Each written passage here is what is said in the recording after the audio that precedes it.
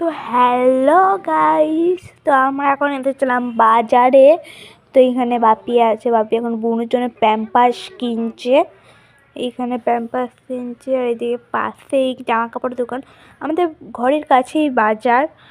আর এখানে বুনু চকলেট খাচ্ছে, একটা কি চকলেট লাঠির মতন চকলেটগুলো খাচ্ছে এখন। তো এই ছেলেটাকে যথায় যাবে তখন চাপতে হয়।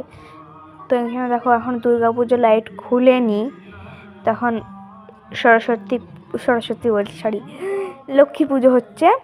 এখানে চটপটি সব বসে রয়েছে। আর দুর্গা পুজোয় কত লাইটিং হয়েছিল বলার বাইরে।